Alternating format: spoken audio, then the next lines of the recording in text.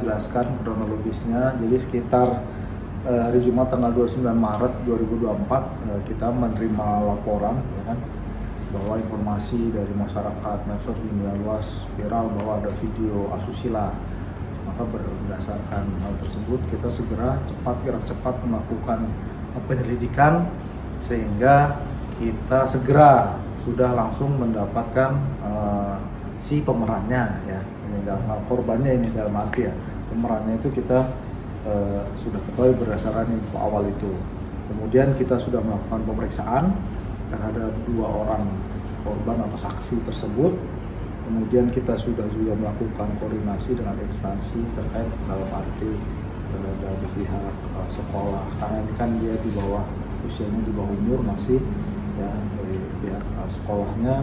Kemudian juga dengan pihak terkait, karena terkait ini juga dia korban atau saksinya di bawah umur, maka untuk identitas dan sebagainya tidak bisa kita rilis dan jangan rilis, karena ini bisa mengganggu karena dia di bawah umur itu. Maka saya juga teman-teman tidak perlu merilis itu. Kita sudah melakukan penyelidikan.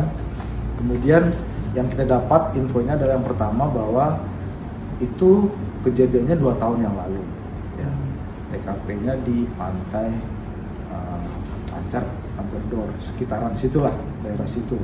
Kemudian siapa yang melakukan ya hanya mereka berdua itu, nggak ada orang ketiga. Jadi dia ya video selfie lah, ya selfie, dia melakukan adegan sendiri, dia rekam sendiri di HP-nya milik si perempuannya, HP milik perempuannya. Kemudian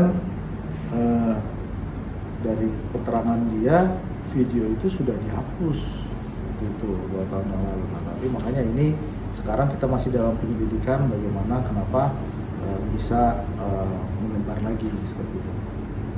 Apa mungkin HP-nya sempat dijual atau gimana itu kan? Kalau informasi dijual itu belum ada informasi dijual, jadi kita masih tetap dalam penyelidikan dari mana gitu kan. Kalau mau dia bilang sudah dihapus, kita tidak berandai-andai, tidak menduga, kita masih penyelidikan, masih proses menggali informasi. Insya Allah nanti akan bisa kita ketahui siapakah penyebarnya, itu masih dalam penyelidikan. Tapi sebelum viral itu, sebelumnya 2 tahun lalu itu video tersebut sudah pernah viral, terus sekarang viral lagi atau gimana? Atau hanya video itu dimiliki oleh kelompok kamu? Ya, yang jelas pastinya 2 tahun yang lalu dia membuat video itu sebagai koleksi pribadinya ya. Jadi tidak ada informasi bahwa apakah sudah viral, tapi yang jelas 2 tahun yang lalu dia buat, niatnya hanya sebagai untuk koleksi pribadi, tidak untuk disebarluaskan. Nah, ternyata sekarang juga muncul lagi. Nah, itulah makanya kan kita masih dalam penyelidikan munculnya itu. Ada berapa saksi yang sudah saksi-saksi ini yang paling utama ya, karena dia hanya berdua, pemerannya hanya berdua ini yang sudah kita kita ambil keterangannya, si pemeran atau saksinya dan si A dan si B ini yang kita ambil keterangan. Karena ini kontennya pornografi, ini cukup pembinaan atau karena korban yang di bawah umur cukup pembinaan atau ada? Ya, jadi gini, karena ini kan statusnya dia ini sebagai korban ya, si 2 orang ini, apalagi dia juga di bawah umur. Yang akan kita lakukan statusnya sekarang masih penyelidikan.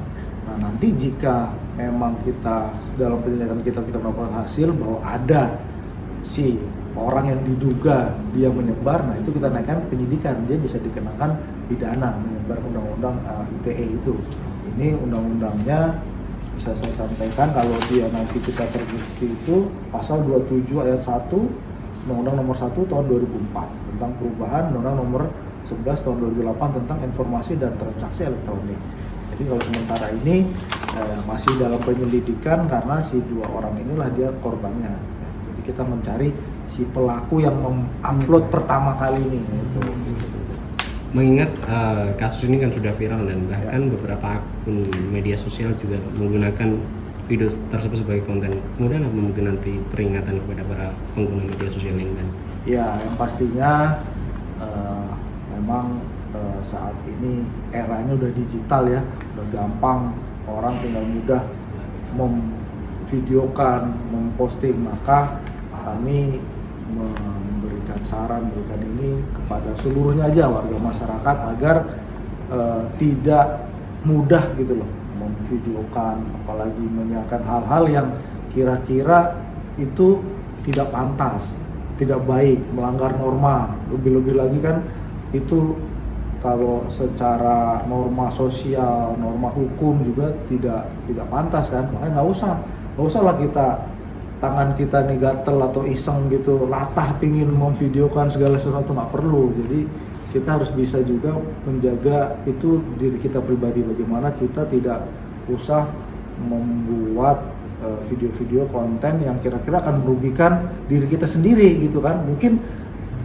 awalnya iseng-iseng, coba-coba aja, ternyata kan akhirnya di kemudian hari, wah setelah berapa tahun, wah malah viral, malah jadi akhirnya rugi kita, keluarga kita kan, orang tua kita, lingkungan, teman, sosial, semua mau ditaruh di mana mukanya. Makanya janganlah, nggak usah lagi, hati-hati, harus bijak menggunakan itu handphone itu ya, handphone digunakan dengan bijak.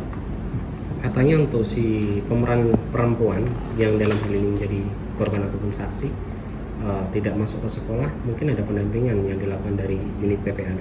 Ya, kita makanya tadi sampaikan di awal, saya sampaikan bahwa kita sudah berkoordinasi juga termasuk kepada sekolahnya, kita lakukan pendampingan karena jangan sampai apalagi kalau ini sudah viral kan tekanannya kan dia besar, dia merasa malu dan sebagainya. Maka kita mengembalikan, karena dia di bawah umur ini, dia harus sesuai undang-undang dan mendapat perlindungan, maka kita lakukan pendampingan juga ke sekolahnya.